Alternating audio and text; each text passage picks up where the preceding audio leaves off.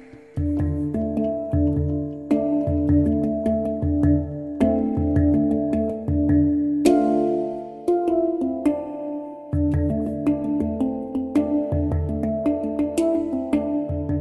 monastère orthodoxe de Sainte Catherine est situé au pied du mont Horeb, où Moïse aurait reçu les tables de la loi.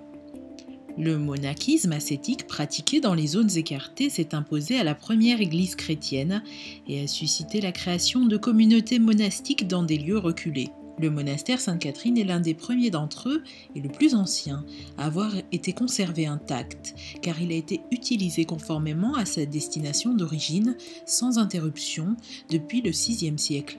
Il témoigne du lien indissociable entre la majesté du site et la recherche spirituelle. Cet endroit réunit toutes les religions. Le mont Moïse et le buisson ardent rappellent le judaïsme. Le monastère en soi représente le christianisme et l'islam a aussi sa place avec la présence d'une mosquée. Le fait que les trois religions soient réunies dans la même enceinte est un message de tolérance très fort. Ici, les musulmans prient en même temps que les chrétiens, sonnent les cloches des églises.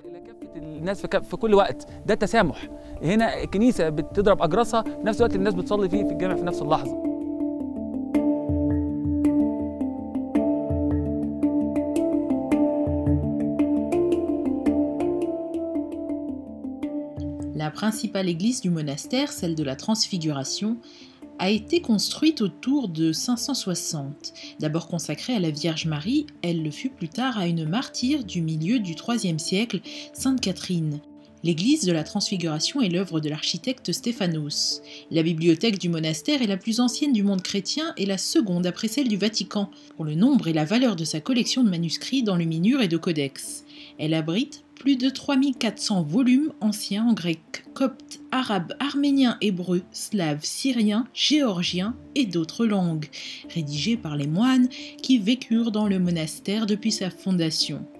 Les communautés chrétiennes du monastère de Sainte-Catherine ont toujours conservé des liens étroits avec l'islam.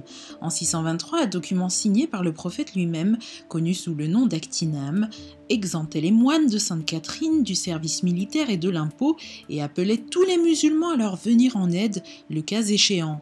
En contrepartie, la communauté monastique autorisa la transformation d'une chapelle située à l'intérieur de l'enceinte du monastère en une mosquée, à l'époque du califat fatimide.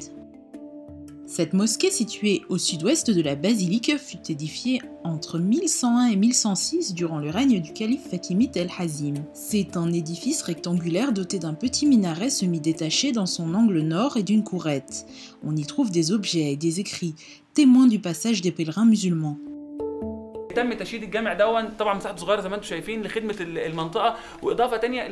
Cette petite mosquée a été érigée pour servir aux pèlerins musulmans qui passent par là pour accomplir le pèlerinage au Hijaz. Il y a de nombreux documents présents au monastère Sainte-Catherine qui prouvent comment les musulmans qui effectuaient leur pèlerinage faisaient une halte ici, au monastère, avant de reprendre leur route vers les terres sacrées. Cette mosquée détient un des 3 minbars au monde qui témoignent encore de l'art de la mosaïque sur bois de l'époque fatimide.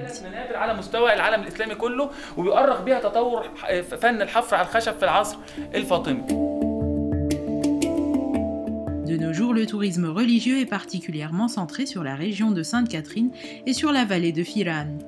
Des dizaines de milliers de touristes y arrivent annuellement pour visiter ces sites en veillant à voir le buisson ardent, la grande église, la mosquée fatimide, la librairie, ainsi que les centaines d'icônes rares que protège le monastère. Enfin, pour parfaire cette échappée spirituelle, il suffit de gravir en une nuit les 2600 mètres d'altitude du mont Sainte-Catherine, le plus haut sommet d'Égypte.